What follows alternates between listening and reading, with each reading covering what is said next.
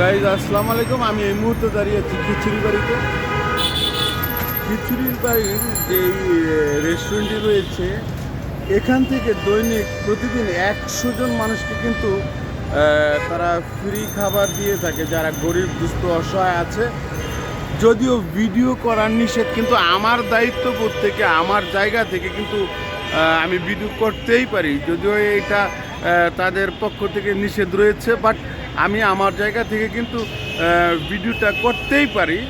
এইখানে প্রতিদিন 100 জন অসহায় দুস্থ মানুষকে তারা খাবার দেয়, যেটা আমি নিজ চোখে দেখেছি, এবং সেটা নাকি ভিডিও ধারণ করা নিষেধ ছিল।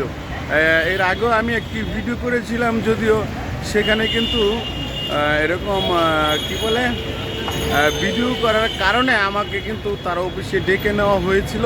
ওইখান থেকে কিন্তু আমাকে বলা হয়েছে এই ভিডিও আপনি এখন ডিলিট করে ফেলেন। আল্লাহ তাআলা ওনাকে দিচ্ছে, এবং উনি কিন্তু বিশেষ করে দিনের কাজে, তবলিগের কাজে খুব মেহনত করে যাচ্ছে। আমি ওনার যারা আছে তাদের কিন্তু ভিডিও করতে পারছি না। এই অ্যাড্রেসটা হচ্ছে ঠিক আজমপুর এলাকায়। আজমপুরের যে নর্থ টাওয়ার আছে, ঠিক সাবেক মৌসুমীর যে বাড়িটি ছিল উত্তরা ইউনিভার্সিটি, ঠিক সেই ইউনিভার্সিটির পাশের বিল্ডিংটাতেই কিন্তু এই খিচুড়ি বাড়ির যেই দোকানটি সেটি রয়েছে। এটার আমিও খাবার খেয়ে দেখলাম, খুবই সুস্বাদু খাবার।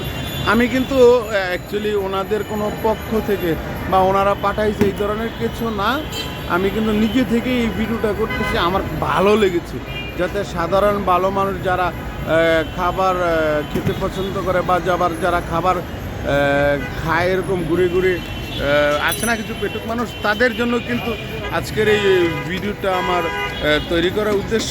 সাথে সাথে আরেকটু ঝামেলার কথা জানিয়ে রাখি, এই দিকে যে অটোরিকশাগুলো দেখছেন, এই অটোরিকশার কারণে কিন্তু এইখানে প্রতিনিয়ত বিশাল একটি জাম হয়ে থাকে।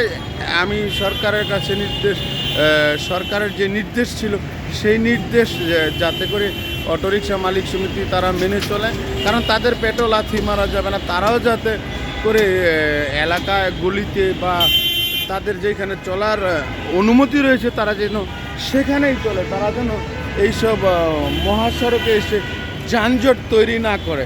ধন্যবাদ, ভালো থাকবেন, আসসালামু আলাইকুম।